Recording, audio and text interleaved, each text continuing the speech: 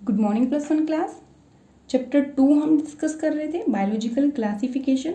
सो फार हम kingdom Monera, kingdom protista और kingdom fungi के बारे में कंप्लीटली डिस्कस कर चुके हैं। किंगडम प्लांटी और किंगडम एनिमेलिया के ऊपर सेपरेट चैप्टर्स बनाए गए हैं आपके एनसीईआरटी में, उनको हम फिर डिस्कस करेंगे। अब चैप्टर 2 से एक और टॉपिक है हमारे पास वायरसेस, इसके बारे में हम डिस्कस करेंगे। वायरसेस क्या है? जो 5 किंगडम सिस्टम ऑफ क्लासिफिकेशन दिया गया था बाय आर.एच. विटेकर, उसमें से किसी भी किंगडम में वायरस को कोई भी प्लेस नहीं मिला है। ठीक है, सो वायरस को कोई भी प्लेस नहीं दिया गया। क्यों नहीं दिया गया? क्योंकि इनको हम ट्रूली लिविंग नहीं बोल सकते। क्यों नहीं बोल रहे? क्योंकि ये नॉन सेलुलर ऑर्गेनिज्म है। सबसे बेसिक क्राइटेरिया किसी ऑर्गेनिज्म को लिविंग बोलने का क्या होता है कि उसके पास क्या हो? सेल हो। एक सेल तो होनी ही चाहिए। ठीक है, बट वायरसेस के पास कोई भी सेल नहीं होती, इसीलिए उनको हम लिविंग नहीं बोल सकते। वायरस क्या है? कनेक्टिंग लिंक है between living and non living things. ये पैरासाइट रहेंगे। पैरासाइट का मतलब आप समझते हैं, दूसरों की बॉडी में जाके रहेंगे, होस्ट की बॉडी का यूज करेंगे, बहुत सारी डिसीज कोज कर रहे हैं और होस्ट की मशीनरी को यूज करेंगे। वायरसेस हैं जनरली एक न्यूक्लियो प्रोटीन ही होते हैं जो कि इनएक्टिव रहेंगे आउटसाइड द लिविंग सेल। किसी लिविंग सेल की बॉडी से बाहर, किसी भी सेल से बाहर हैं, तब तक वायरसेस क्या है? नॉन लिविंग है। बट जैसे वो किसी होस्ट सेल में चलेगी, होस्ट सेल क्या है? ऐसी सेल जिसके ऊपर पैरासाइट की फॉर्म में रहेगा वायरस।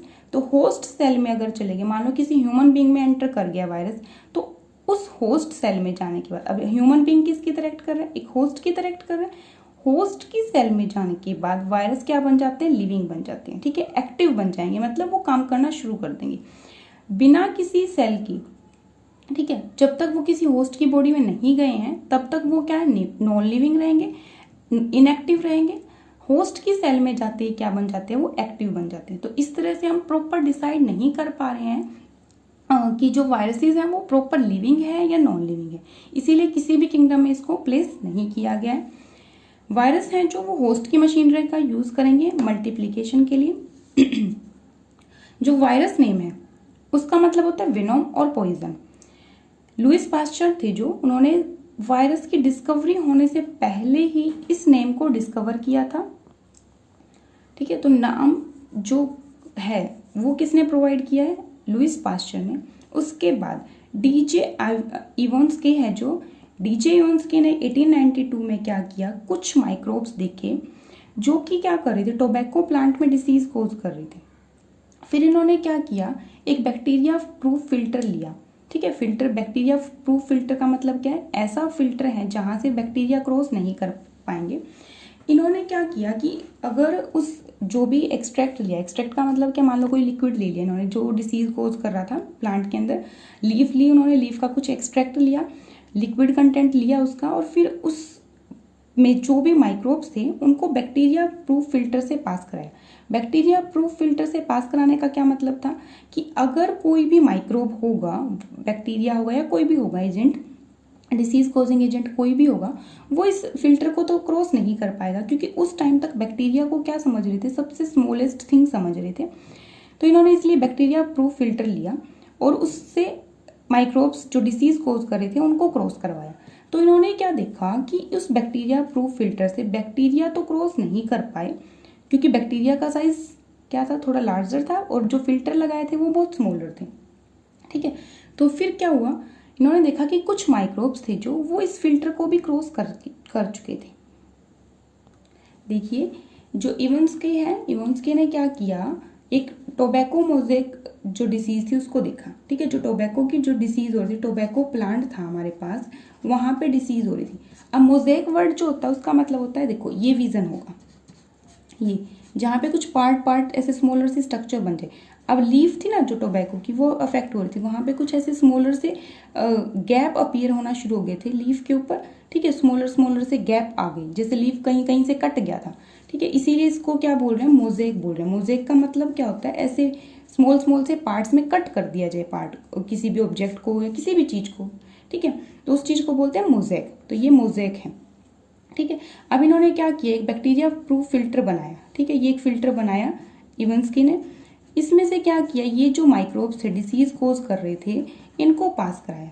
अब ये फिल्टर क्या था, बैक्टीरिया प्रूफ था, तो बैक्टीरिया तो यहाँ से क्रॉस नहीं कर पाए। फिर इन्होंने देखा कि कुछ माइक्रोब्स तो इस फिल्टर को भी क्रॉस करके जा चुके हैं। इट मीन्स वो माइक्रोब्स तो बहुत स्मॉलर है, मतलब बैक्टीरिया से भी स्मॉलर कोई स्ट्रक्चर आ गई है, ठीक है।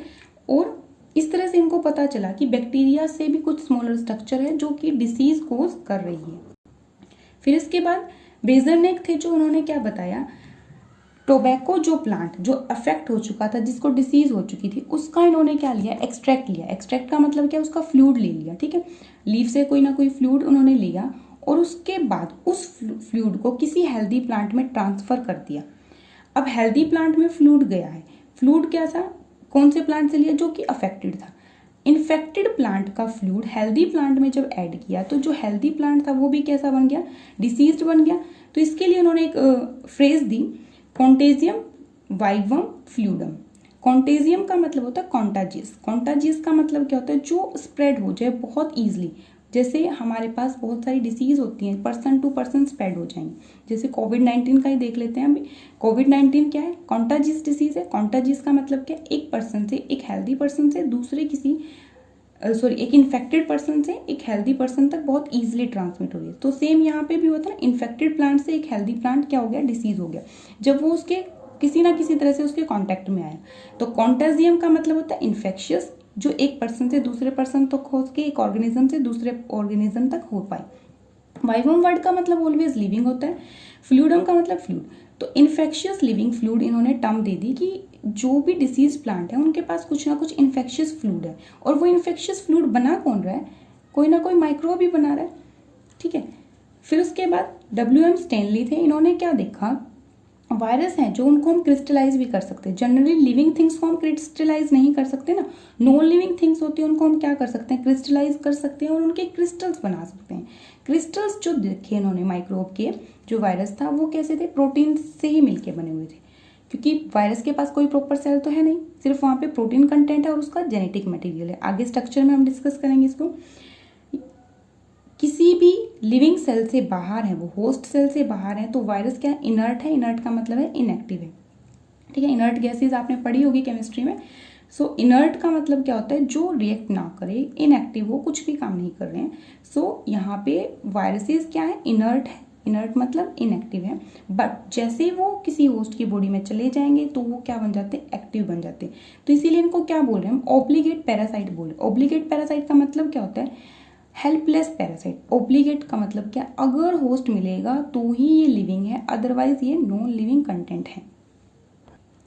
एक वायरस है जो उसके दो मेन पार्ट्स होंगे उसकी बॉडी के, एक तो प्रोटीन कोट होगा जिसको हम क्या बोल देंगे, कैप्सिड, ठीक है।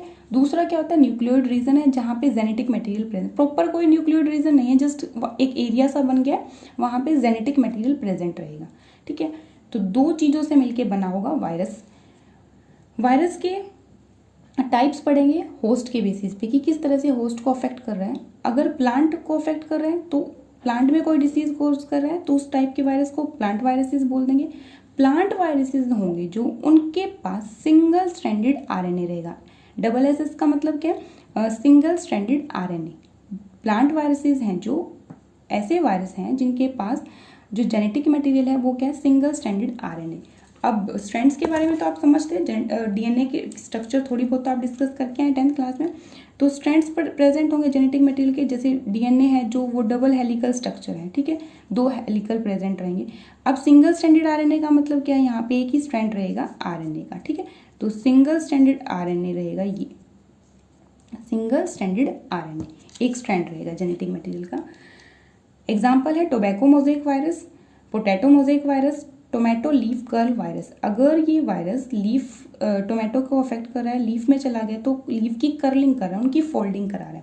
एनिमल वायरसेस या तो सिंगल स्ट्रैंडेड और डबल स्ट्रैंडेड आरएनए हो सकते हैं और डबल स्ट्रैंडेड डीएनए देंगे। ये जो आरएनए का कंटेंट है और डीएनए का कंटेंट है, ये इंपॉर्टेंट पॉइंट है, याद रखेंगे आप। HIV वायरस जो एड्स कोज करेगा, राइनो वायरस जो हमारे कॉमन कोल्ड है ना उसका वायरस है, स्मॉल पॉक्स वायरस है, पोलियो कोजिंग वायरस, पोलियोमिलाइटिस वायरस। तो ये डिफरेंट वायरसेस हैं जो एनिमल्स में डिसीज कोज कर रहे हैं। फेजीन क्या होता है, फेजीन का मतलब होता है जो लोअर ऑर्गेनिज्म के वायरस होंगे, लोअर ऑर्गेनिज्म को अफेक्ट करने वाले, जैसे बैक्टीरिया को अफेक्ट करने वाले वायरसेस को क्या बोल देते हैं हम, बैक्टीरियोफाजिस। T2 T4 लैम्डा, ये सब क्या है, बैक्टीरियोफाज है। बैक्टीरियोफाज क्या है, ऐसे वायरस जो क्या है बैक्टीरिया को अफेक्ट करेंगे। कोलियोफाज क्या है, ऐसे वायरस जो सिर्फ ई कोलाई को अफेक्ट करेंगे। माइकोफाज, माइको वर्ड का मतलब हमेशा फंजाई से लेते हैं, तो फंजाई को अफेक्ट करने वाले माइकोफाजिस होंगे। साइनोफाइजिस, साइनोबैक्टीरिया ग्रुप पढ़ा था हमने किंगडम मोनेरा में, तो साइनोबैक्टीरिया क्या है, ब्लू ग्रीन एल्गा है। तो साइनोबैक्टीरिया को अफेक्ट करने वाले वायरसेस क्या है, साइनोफेजिस होंगे। फिर बैक्टीरिया वायरसेस हैं, ये बैक्टीरियोफाज है जो वायरस, उसका डबल स्ट्रैंडेड डीएनए रहेगा ऑलवेज। जेनेटिक मटेरियल के बेसिस पे भी वायरस को हम क्लासीफाई कर सकते हैं। एक होंगे डीऑक्सी वायरसेस और एक होंगे राइबो वायरसेस, जिसमें मोस्ट कॉमन क्लास हमारे पास क्या है, रेट्रोवायरस की। ठीक है, डीऑक्सी वायरस क्या है, जहाँ पे जेनेटिक मटेरियल डीएनए होगा। एग्जाम्पल लेंगे इसके, पोक्स का वायरस है, hepatitis B virus, bacteriophage. Bacteriophage में डबल स्ट्रैंडेड डीएनए होगा। बैक्टीरियोफाज जो बैक्टीरिया को अफेक्ट करने वाले वायरस है।